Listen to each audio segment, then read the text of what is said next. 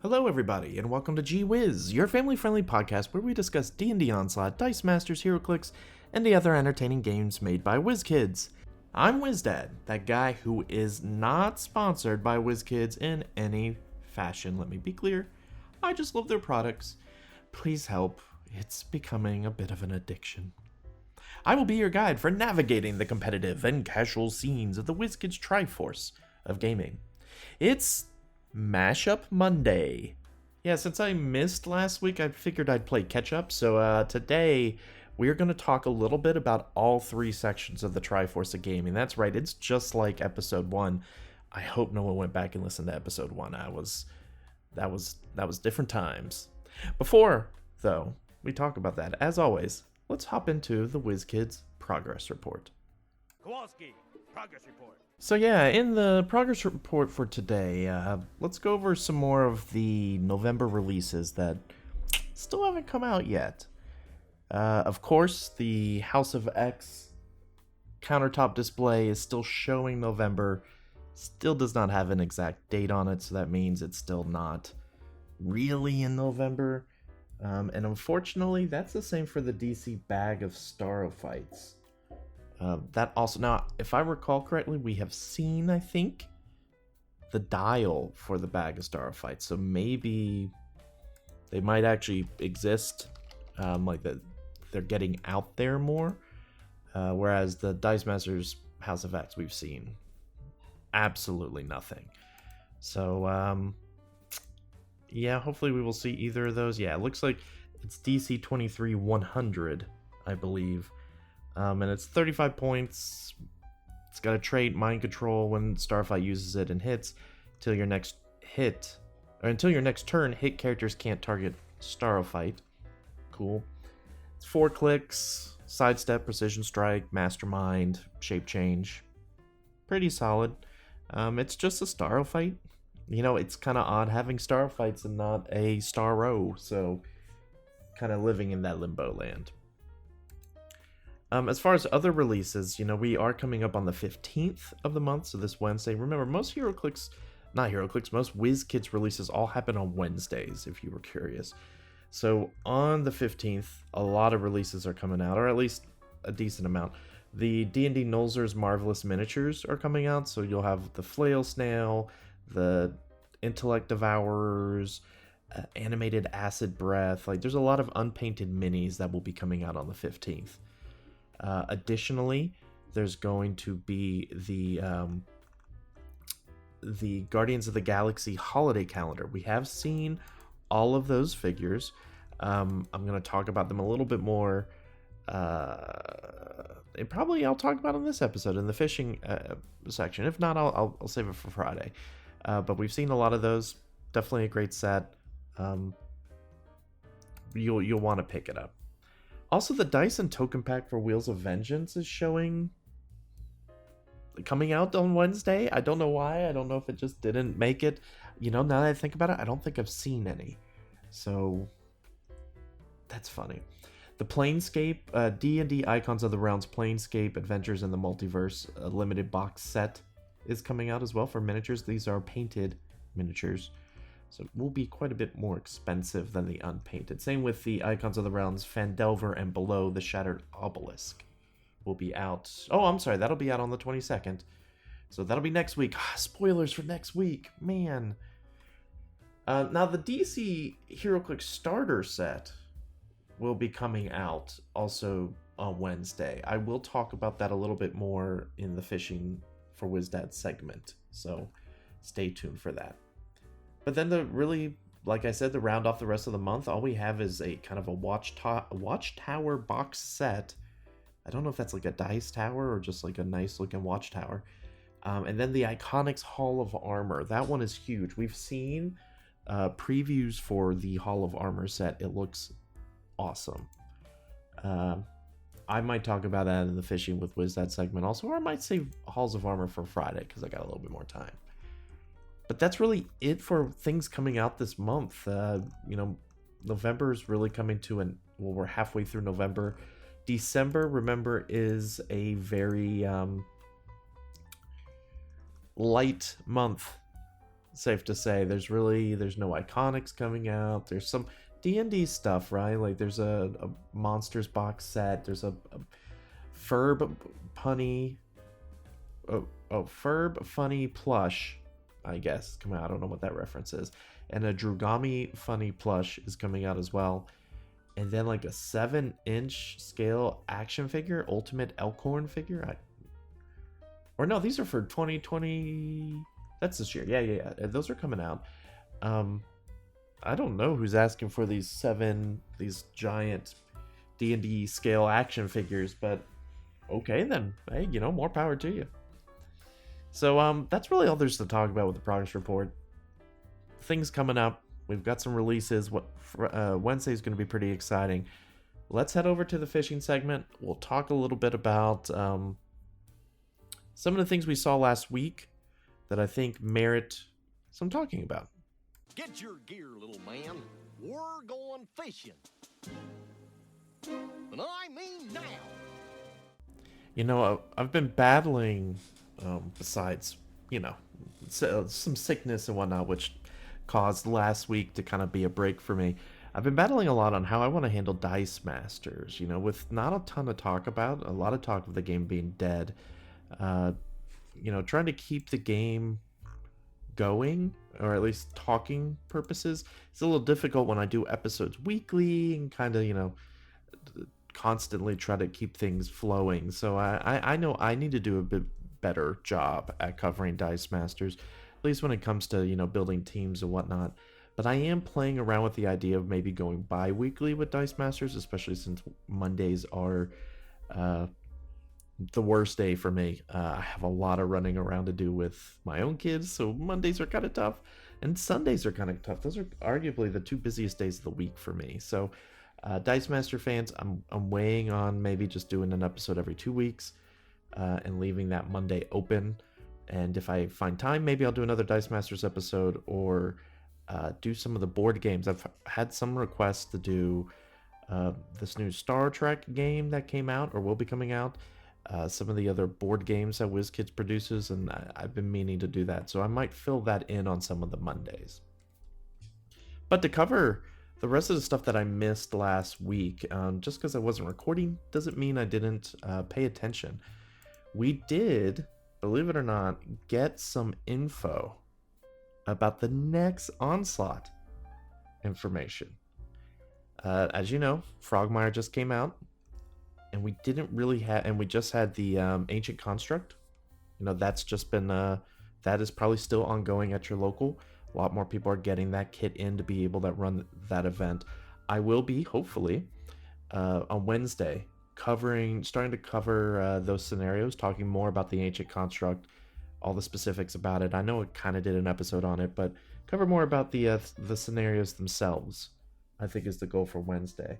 But for today, I want to talk about Cell Swords Part 2. That's right, we were advised.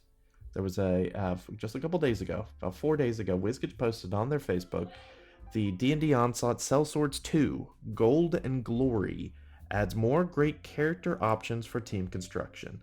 You can also combine with other Cell Sword packs for an entirely new faction of their own. So this is an expansion pack, so that means it comes with 4 characters. We already know one of them. The first one is, well, I should phrase, there's 4 of them. We've seen the pictures of them. We even know their names, because that was shown on, well, not really shown, but it was typed out on the Discord by one of the developers, which is cool. But it's supposed to come out in January. So obviously we know one of the characters is a Conke, which is from the Ancient Construct kit, the grand prize, a Conke. They are releasing a Conke as part of this set now. I believe it's a different sculpt. It's kind of like a Drom scenario where you have the base level Drom, but then you also have the cooler mini Drom where he's got like a broken bottle and he's the tavern brawler. That is, I believe, the case for a Conke. It's going to be the same like card. We went over a Conke a couple weeks ago, I believe before I went over Frogmire, and I'll cover it more on Wednesday. But we do know the other 3 characters, at least their names. We know the first guy on the left that's kind of holding his hand out with like a punch. He's got kind of like, I believe he's got fangs. Kind of looks like he's got little fangs there. And he's got covered in furs, slicked black hair. He is Aureus, Aureus. The next person is Kailan, Cailan. He is the elf person holding the sword out in front of him. Then we got, obviously, Akanke the Goblin, who we know is an alchemist. And then the last person we have is a Githyanki by the name of Varsh. And she has her hands, like, on the sides of her head, so I assume she's doing something like maybe psionic or... some sort of mind powers, telepathic of some sort. We don't know anything about them except Akanke, obviously. We don't know what class. One thing that we do know, once again, if you're not on the Discord for Onslaught, join the Discord, is that there is a Dhampir. So, which is, if you play Baldur's Gate 3, is what Astarion is, basically not a full vampire, but like a vampire step down. And that is, I believe, the first person, Aureus. That is who that is. So, it's exciting. This is the first bit of 2024 news that we have gotten, is a Sellswords expansion. So, that's cool. I'm pumped. Sellswords, there's only 4 of them right now. They're vital. It's so great to be able to swap in a Hengaku, a Drom, Molly Fairhill. I love all of them. So having 4 more, fantastic. Especially at Akanke. I'm just excited that Onslaught is obviously continuing. Not that there was any doubt about it, but it's nice to finally get some additional info. Now, it is not out on the solicits yet. I checked just now. There's nothing about the Sellswords out there, but it's scheduled for January, so that is a little weird that there's nothing out there yet. But I know for like 2024 stuff, like all their HeroClix stuff is out there. So I don't know if they're jumping the gun on that January 2024, but I'll be sure to ask in the Discord and see if more info could be put out there. Now we're going to transition over to HeroClix. Once again, sorry Dice Master people. I think what I need to do also is get some guests on. I've been meaning to do that. It's just a little harder with my sporadic schedule, like recording, to get somebody on. So, sorry about that. But we did see some, today I wanted to talk about, at least HeroClix-wise, the DC starter set and the Hall of Armor, because we have seen both at this point. We're going to start with the less exciting one. Sorry, fans of DC. But let's talk about the DC starter set. So, something to keep in mind with these starter sets is that it's effectively 4 characters. These are much smaller starter sets. They wanted to be more affordable. They wanted to be accessible.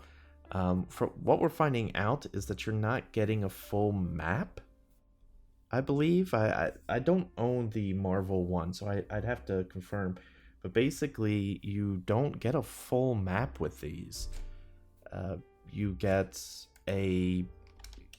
most of the parts of it, and then maybe you need the DC version, like you need both sets. That seems a little odd. So I don't know how much of that is true. I do know it comes with quote-unquote maps, so don't get me wrong there. It does come with maps to play it on. But as far as legal maps, that's where I think it gets a little fuzzy. And I think I'll actually, let me go see if anything is listed out here for the modern age legal maps. Yeah, so they don't specify anything about the Marvel set, what is considered legal for modern age. And they already have the Wheels of Vengeance maps out here. So, just something to keep in mind. So, for the figures that you get in the DC set, of course, Superman, Batman, Wonder Woman, and Harley. So that's interesting. Superman, kind of like your typical starter sets, have 2 separate... They have the same dial, and they have 2 cards each. Basically a beginner dial, a beginner card, and a more advanced card. They call it basic card, advanced card. The basic card for Superman is 7 clicks. They're all 7 clicks. The cards don't change the stats. It's purely just the abilities. The basic card is 50 points.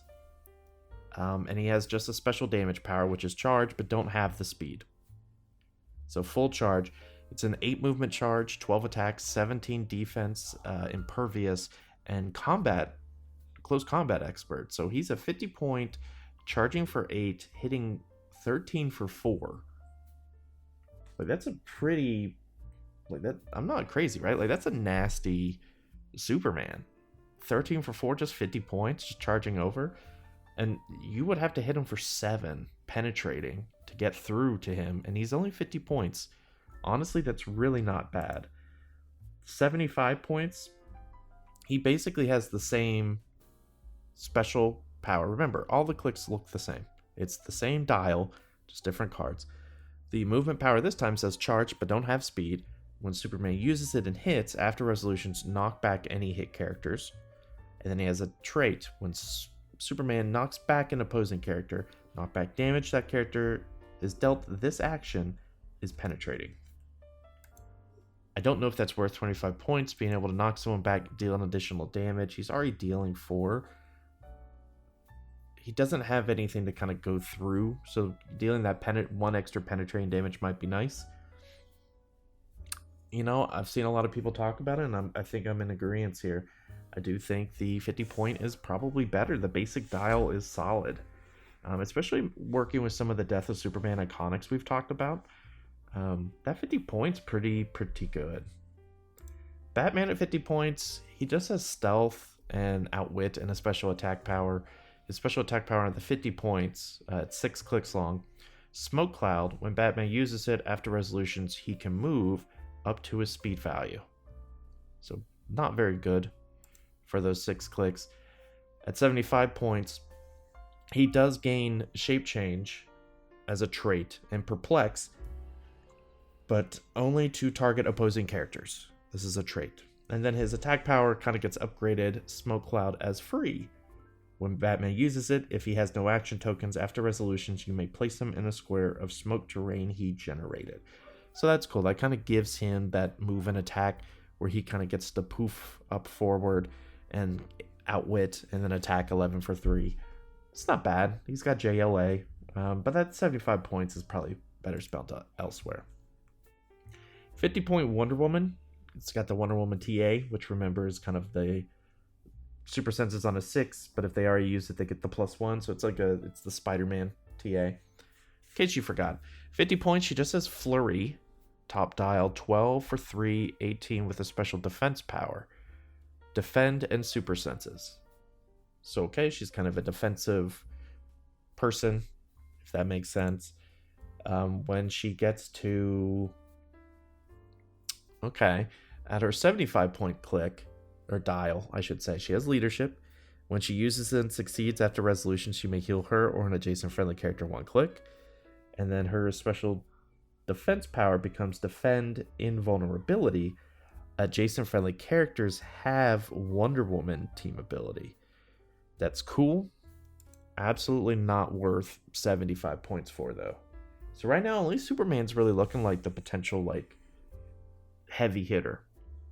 Harley, though, team player. Oh, got to keep this in mind for Gotham City Underworld, because she does have Gotham City Underworld. 50 points, energy explosion, but deals 3 damage instead of 2.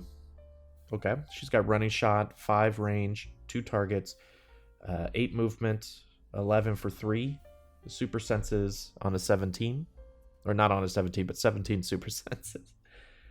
And then 75, she has a trait, Poison. When Harley uses it, characters she hit this turn are considered adjacent to her. Ah, that's neat.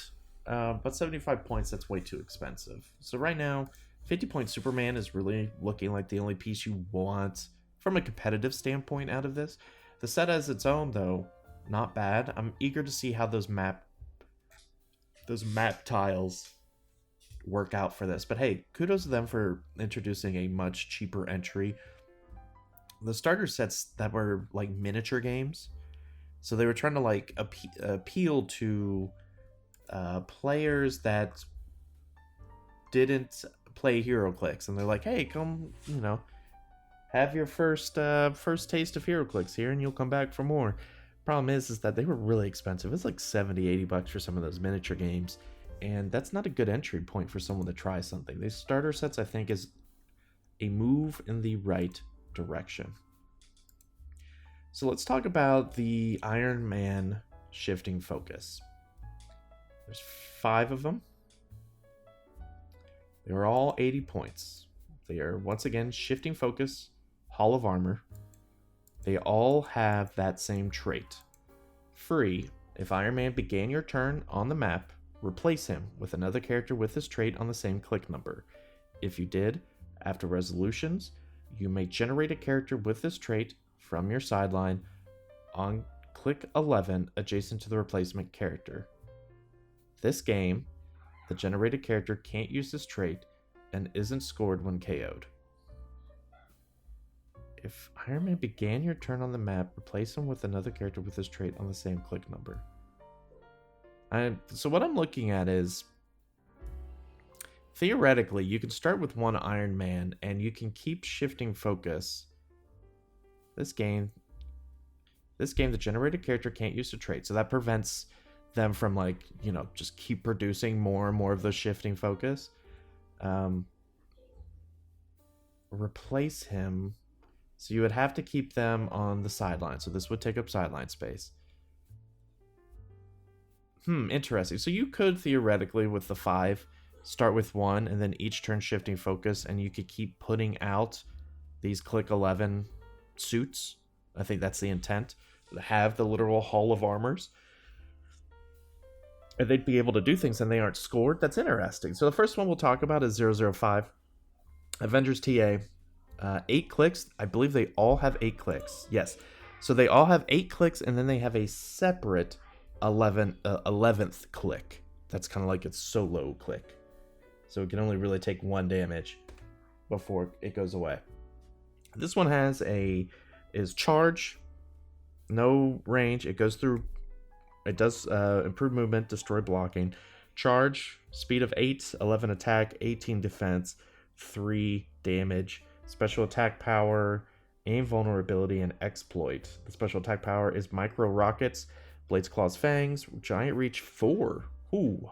When Iron Man uses Blades Claws Fangs, if the target has Masters of Evil, increase the result by +1. Well, that seems pointless because no one is facing any Masters of Evil, right? Clearly not a lot of Masters of Evil out there.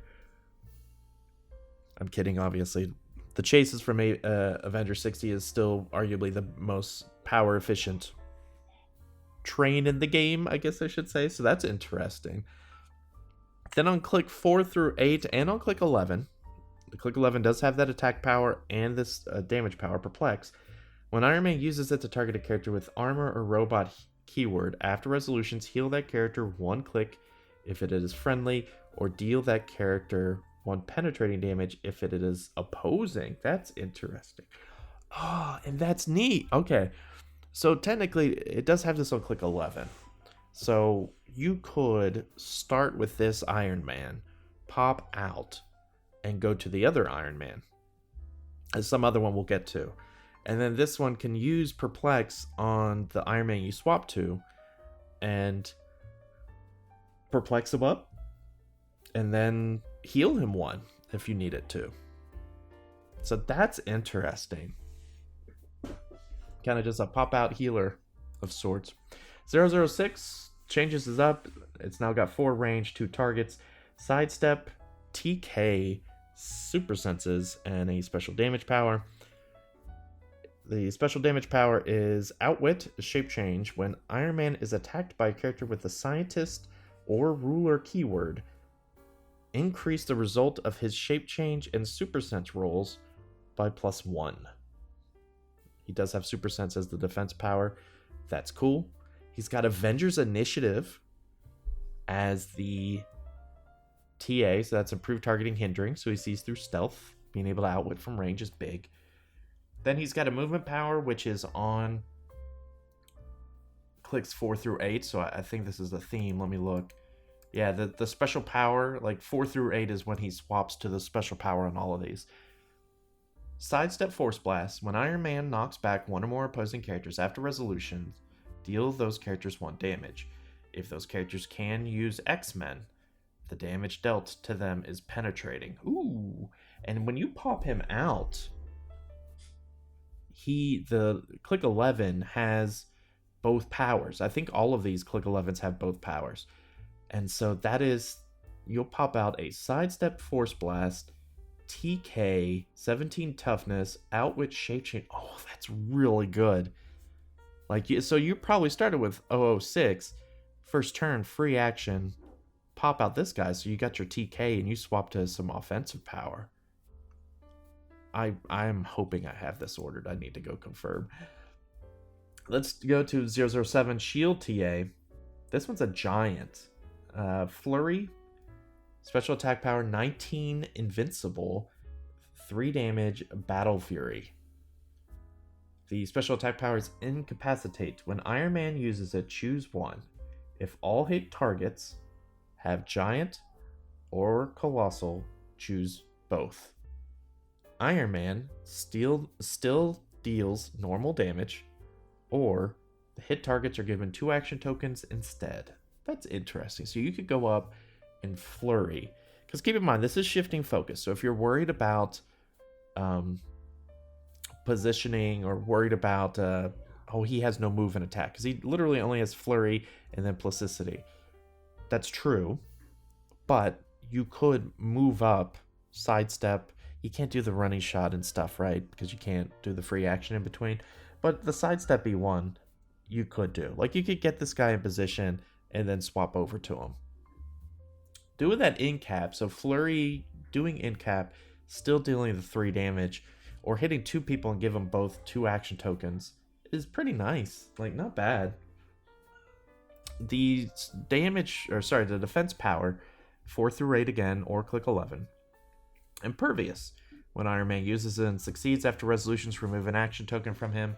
Iron Man can reduce penetrating damage dealt by characters with the monster keyword. So he could reduce Carnage Silver Surfer. He could reduce Prime Spider-Man. Might be a monster. I can't remember if that costume means he's a monster or not. That's cool. Alright, we got 2 more. This one has Mystics. This one is 7 range, single target, running shot, Pensai, invul, and special damage power. Enhancement in power is the special damage power. When Iron Man hits one or more opposing characters that have the deity keyword, after resolutions, remove an action token from him. And then that special attack power, which he gets 4 through 8, and on click 11, Energy Explosion. When Iron Man uses it, targeted characters that have power cosmic can't use powers for this attack. When Iron Man hits with a ranged attack, hit characters modify attack and damage -1 until your next turn. Wow. So he just yeets.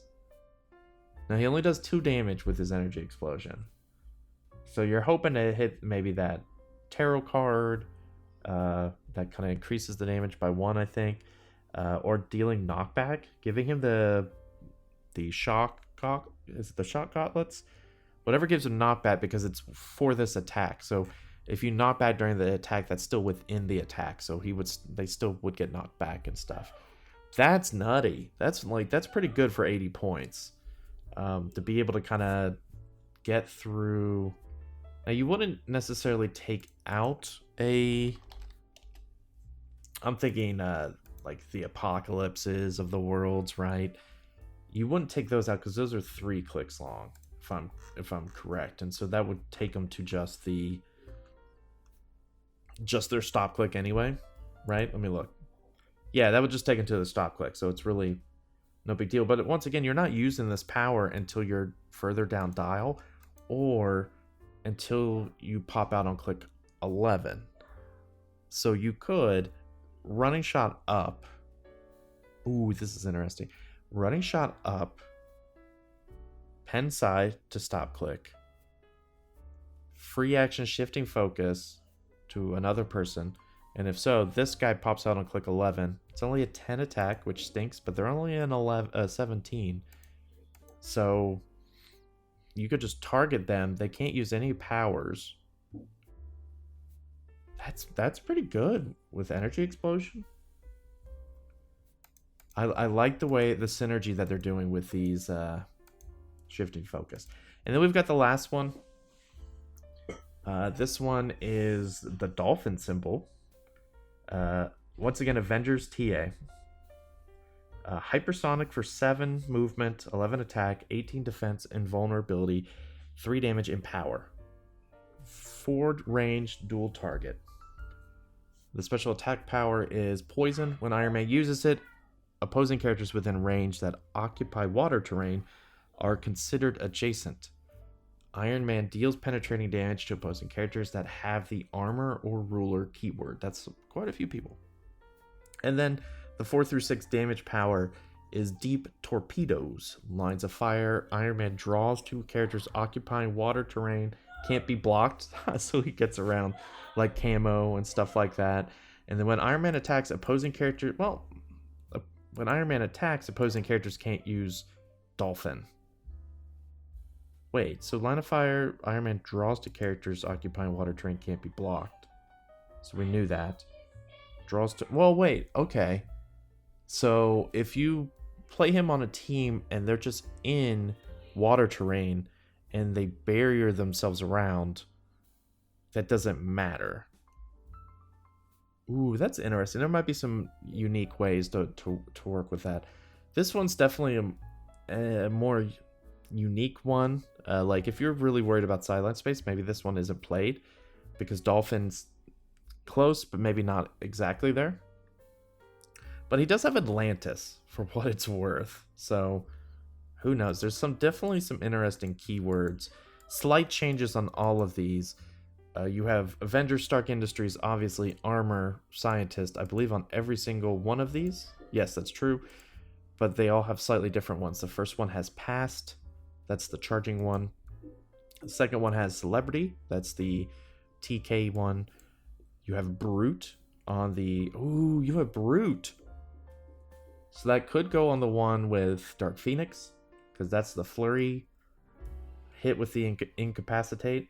Interesting. That is interesting. And then as Guardian for the running shot one and Atlantis for the dolphin one.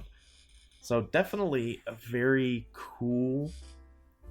Like, this is the first Iconics that I am, like, absolutely go get it. It's very good. Now, is it going to be like a meta staple? You know, probably not. Maybe if I have my say, right? But otherwise, yeah, that's a pretty cool haul of armors. I can't wait to see it. Hopefully next week is the plan.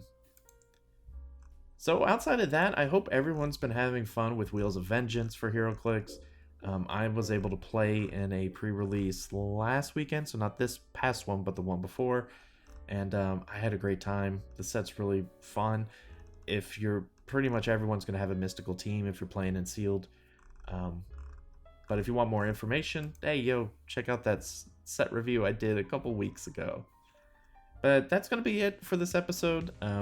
I'll be back Wednesday for Onslaught Wednesday. We're going to start talking, hopefully, about those Ancient Construct scenarios in the OP kit. So I hope everyone had a great week last week. Sorry again for not being here. But hey, I'm back, and let's kick things off. I'll see you guys on Wednesday. Have a great day.